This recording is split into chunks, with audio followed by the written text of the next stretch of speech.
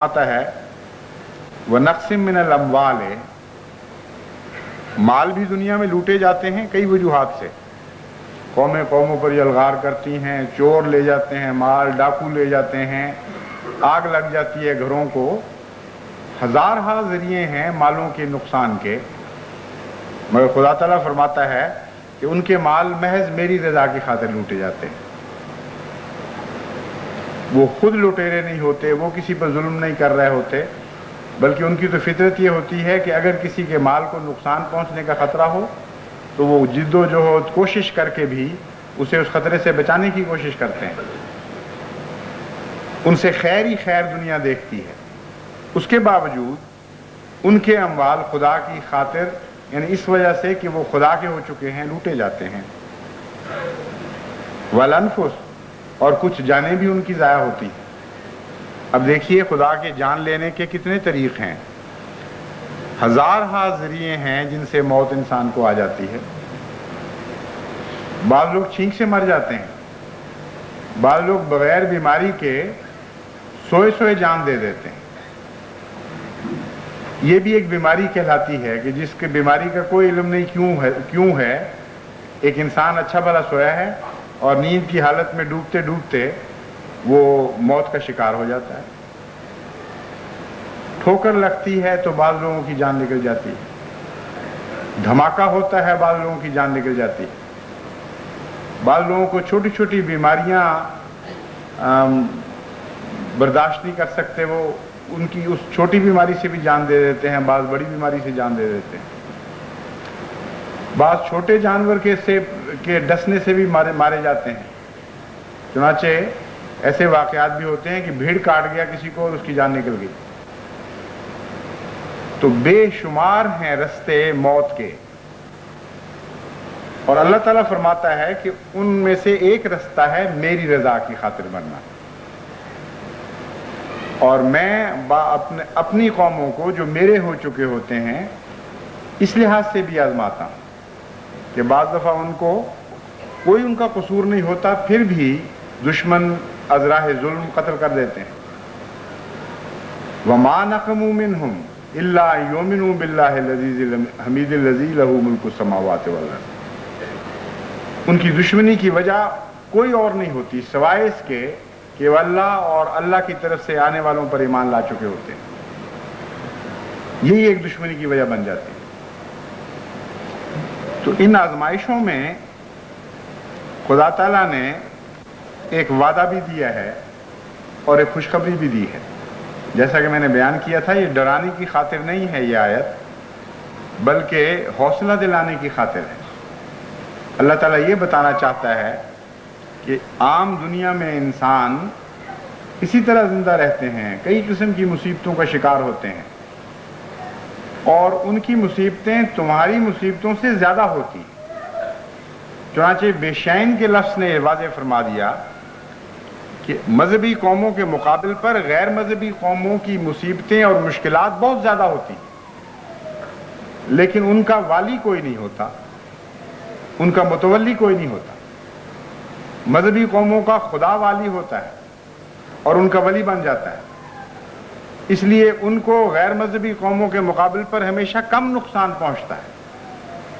لیکن جو بھی نقصان پہنچتا ہے چونکہ رضائے باری تعالیٰ کی خاطر وہ برداشت کرتے ہیں اور اللہ کے نام پر ان کو نقصان پہنچایا جاتا ہے، اس لیے اس نقصان کا بھی خدا کفیل ہو جایا کرتا ہے اور متوکل ہو جاتے ہیں. اس خدا ان کا وکیل بن جایا کرتا ہے اور ذمہ دار ہو جاتا ہے ان نقصانات کو پورا کرنے کا.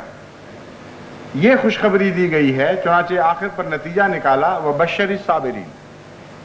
عجیب کلام ہے یہ کہ ایک طرف ڈرانے کی باتیں ہو رہی ہیں، مسلسل مضمون یہ بتا رہا ہے کہ ہم تمہیں خبر دیتے ہیں کہ تمہارے ساتھ کچھ ہونے والا ہے. خوف کے حالات آنے والے ہیں، بھوک کے حالات آنے والے ہیں، خطرات تمہارے سر پر منڈلائیں گے، تمہارے بے وجہ بغیر اس کے کہ تم نے کسی کا قصور کیا ہو مال لوٹے جائیں گے، بے وجہ تمہاری جانیں تلف کی جائیں گی. یہ سارا مضمون تو خوف کا مضمون ہے اور ڈرایا جا رہا ہے، لیکن نتیجہ دیکھیں یہ آیت کیا نکالتی ہے. وَبَشِّرِ الصَّابِرِينَ. کہ ہم ڈرانے کی خاطر تمہیں نہیں کہہ رہے، یہ خوشخبریاں دے رہے ہیں تمہیں. کیونکہ وہ مومن جس کا مال خدا کی خاطر لوٹا جاتا ہے، اللہ اس کے مال میں بہت زیادہ برکت دیتا ہے. لیکن وہ دنیا دار جس کا دنیا میں مال لوٹا جاتا ہے، اس کا کوئی ضامن نہیں. وہ مومن جس کی جان خدا کی راہ میں تلف کی جاتی ہے، اللہ اس کی جانوں میں برکت دیتا ہے. اور وہ جان دینے والا جو ہیضے سے مر جاتا ہے، یا ایکسیڈنٹ سے مر جاتا ہے، یا بھیڑ کاٹنے سے مر جاتا ہے، یا سوتے سوتے جان دے دیتا ہے، اس کے لیے کوئی ضمانت نہیں، وہ ایک قانون قدرت کا شکار ہے. تو ساتھ بے شین کہہ کر یہ بھی فرما دیا کہ یہ آزمائشیں دنیا والوں کی آزمائشوں سے بہت کم ہیں، یہ بھی تمہارے لیے خوشخبری ہے. اور ان آزمائشوں میں اگر تم ثابت قدم رہو گے تو تمہارے لیے یہ بے انتہا اجر ہے، جبکہ دنیا والوں کے لیے کوئی اجر نہیں. اس لیے بشر الصابرین فرمایا. لیکن صابرین میں ایک ایسی مومن کی خاصیت بیان کر دی کہ جس کے ساتھ بشارت کو وابستہ فرما دیا ہے. یعنی ہر مومن جو ان مصائب میں سے گزرے گا، ان تکالیف کو برداشت کرے گا، اس کے لیے بشارت نہیں دی. بشر المومنین نہیں فرمایا، فرمایا بشر الصابرین. ان لوگوں کے لیے بشارت ہے جو صبر کرتے ہیں. صبر کا کیا معنی ہے؟ ایک معنی تو عام ہے دنیا میں، یعنی جب کوئی تکلیف پہنچے تو واویلا نہ کرے، بے وجہ نوحہ نہ ہو جائے، پیٹنا نہ شروع کر دے، شکوے نہ شروع کر دے. اس حالت کو صبر کہتے ہیں. خاموشی سے اپنے دکھ کو برداشت کرے اور اپنے دل پر لے لے. اور ایک صبر کا معنی ہے جو حضرت صلی اللہ علیہ وآلہ وسلم نے بیان فرمایا کہ اس نیکی کو پکڑ کر بیٹھ جائے جس نیکی کو اس سے چھیننے کی کوشش کی جاتی ہے، اور کسی حالت میں بھی اپنی نیکی کی حالت کو ہاتھ سے نہ جانے دے. ان معنوں میں صبر کے بہت ہی وسیع ہو جاتا ہے. مراد یہ ہے کہ خدا کی خاطر جب تم دنیا میں ایک جہاد شروع کرتے ہو جس کے ساتھ دنیا کی بقا وابستہ ہوتی ہے، جس کے ساتھ دنیا کا امن وابستہ ہوتا ہے، تو اس کے مقابل پر دنیا تم سے ایک مجادلہ شروع کر دیتی اور ناحق تم پر مظالم شروع کر دیتی اور کوشش کرتی ہے کہ تمہارے پاؤں کھیڑ دے اور تم ان مقاصد سے پیچھے ہٹ جاؤ جن مقاصد کی خاطر تم دنیا میں ایک عظیم الشان الہی جہاد کا آغاز کر چکے ہوتے ہو. تو صابر کا مطلب یہاں یہ ہوگا کہ نہ کوئی خوف، نہ کوئی بھوک، نہ کوئی مال کا نقصان، نہ کوئی جان کا نقصان ان کو اپنے مقصد سے پیچھے کر سکتا ہے. جو مرضی قیامت ٹوٹ جائے ان پر، ان کا ہر قدم لازماً آگے بڑھتا ہے ان نیکیوں میں جن نیکیوں کی خاطر ان پر مظالم کیے جاتے ہیں. ان کے لیے بشارت ہے. اللہ تعالیٰ فرماتا ہے تم ایسے لوگوں کے لیے ہم بشارت دیتے ہیں کہ لا متناہی ترقیات ہیں. الذین اذا اصابتهم مصیبۃ قالوا انا للہ و انا الیہ راجعون.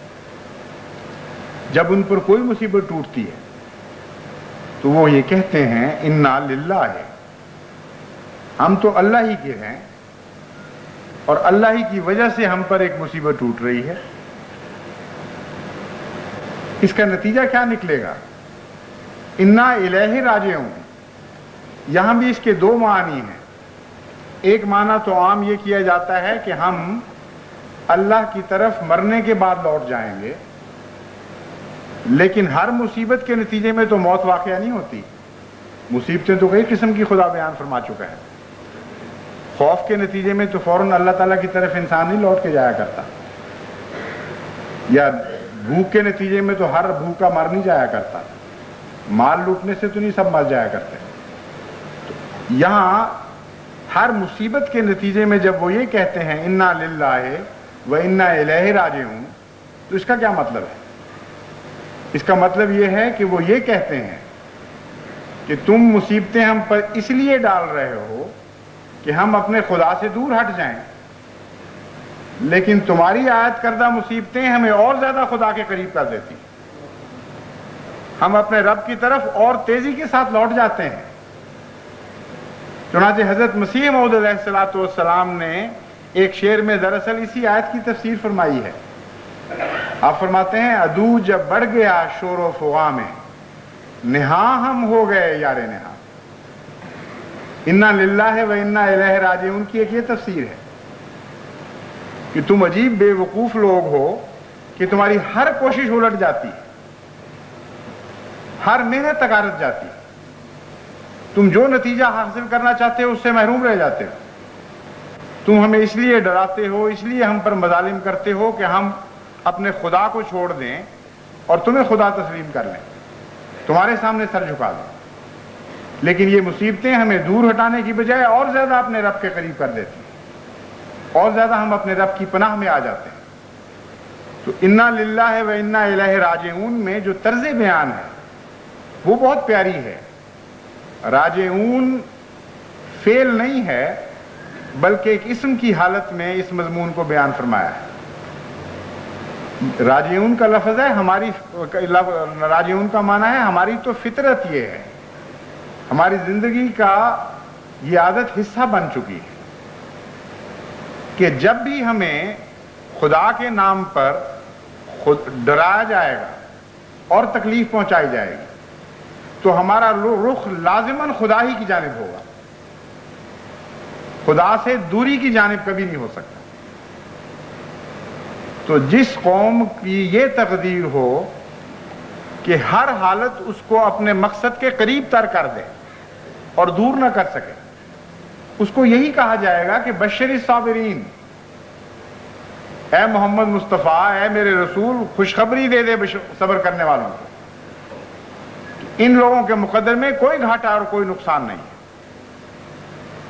یعنی لوگوں کی کوششیں تو مقصد سے دور کیا کرتی ہیں، یعنی دشمنوں کی کوششیں دنیا میں اپنے دشمنوں کو مقصد سے دور کر دیا کرتی ہیں. اور یہ عجیب قوم ہے جن کی دشمنی جب بڑھتی ہے ان کو مقصد کے اور قریب کر دیا کرتی ہے.